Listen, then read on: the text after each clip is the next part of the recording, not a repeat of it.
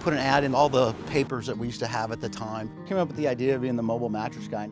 And so I was answering phones all day, but back then you could get pretty much anywhere in the valley in 15 minutes. I might be in Mesa and they're in Surprise, but you know what? I'm not far from you. I'll be there in 15 minutes in my 1974 refurbished Wonder Bread step van.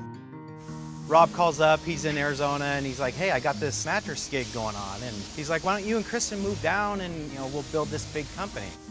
I came down and opened up the second store, and we were selling liquidated product. And we get up to 4 to 5 stores, and that's when Montgomery Ward's goes bankrupt.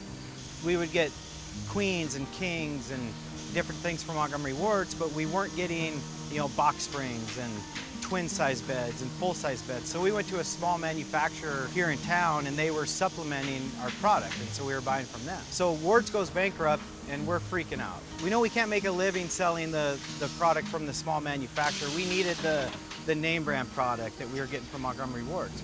So we went straight to the major manufacturers. So they eventually start selling us some product, and a month later, we're in the factory again looking at some liquidated product. Well, now the guy at Sealy says, hey, if you want the finished goods, you gotta buy this obsolete raw material. I go directly over to the guy that is making our twins and our fulls and that was supplementing our business. He's like, well, what do you want me to do with it? I'm like, well, I want you to make mattresses. He just didn't want to do it.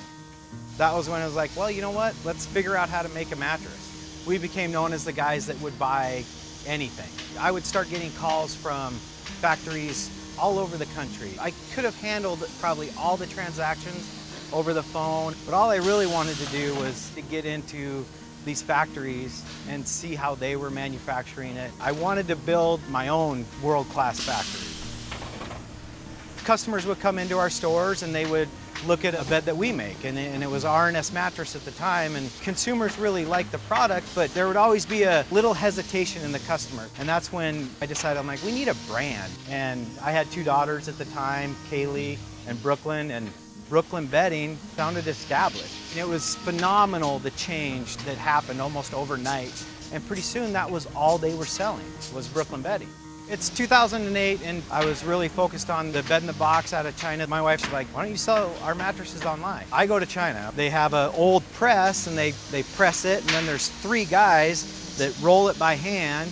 I eventually found a machine out of Italy that was designed to roll mattresses. Let's buy the machine, and then we'll figure out how to sell a bed later. I'm like, I'm gonna put a bed on Amazon, and we don't sell a bed for probably 6 months. And I just kind of forgot about it. All of a sudden an email comes in, you've sold an item. And I followed that bed all the way through production to make sure that there was not a single thing wrong with it. I mean, I physically drove it down to a FedEx station and dropped it off.